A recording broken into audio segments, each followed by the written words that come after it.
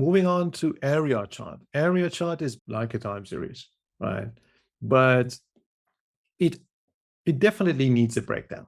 So you can't have an area chart without an area unless you tweak it and work around it somehow. But it gets a metric. It requires a breakdown. Here I applied users as a metric and user type in Google Analytics as the breakdown. And it shows the breakdown and shades the area under each of the lines, and they add up together, right? They add up. The difference between this one and the time series when we have the breakdown, look at this one. The new visitors is around 2,000, and the rest, the next one, returning visitors, sits on top. So it's stacked on top of the previous category, right? But in a time series with breakdown dimension, the same one, this one is shown in an absolute number. So it's not a stacking over returning visitors, not a stacking over new visitors. They do not add up to the total value of new visitors, which is around how much? 2,600. But in an area chart, they actually stack up on top of each other. And it shows us the trend in total, as well as the distribution of the metric across different categories of that dimension. We can choose not to have a stacking, right? Showing it like this, which might look cute, but I don't really find it useful because we lose the ability to look at the trend of total, first of all. So we cannot see how total changes over time. And also we lose the ability to see the distribution very easily. In this one, I can see the distribution, the length of this one with this distance, but here it's much harder to try to compare these values together. Maybe for me, easier for other people. Something else to just wanted to note that any chart or component that shows values over time, different date range granularities can be applied. So this one is showing per month. It can show per day or quarter as well.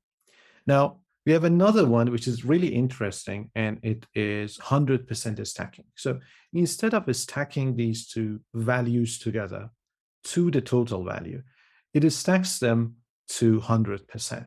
In this view, we lose the ability to look at the trend over time, right? So we cannot see that from January to December, have we been getting more revenue or less revenue? How much revenue in total was trending over time? But we can see the distribution of different devices in terms of bringing revenue in a percentage term, which is quite nice because it makes it easier to focus on understanding and analyzing distribution.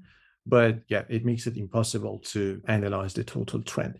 This one shows total trend and distribution in the same view, but analyzing distribution is a little bit harder because look at this one. So it's, for example, it's not easy to know which of these two are more or which of these two or these two they seem to be equal. But if I go under the style tab and enable 100% stacking, now I can easily see how the distribution between new and returning visitors are changing over time without looking at the grand total. Okay.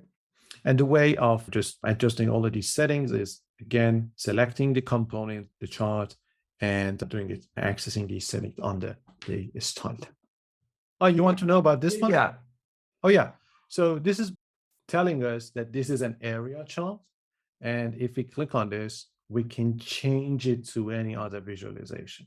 Data Studio tries to keep all the settings as much as possible in the Style and Data tab while changing it from an area chart to, for example, a pie chart, which I don't think it works out. Yeah, it tries to applying the same data and dimensions and metrics to make it into another chart. I don't know if I'm able to undo. Yeah.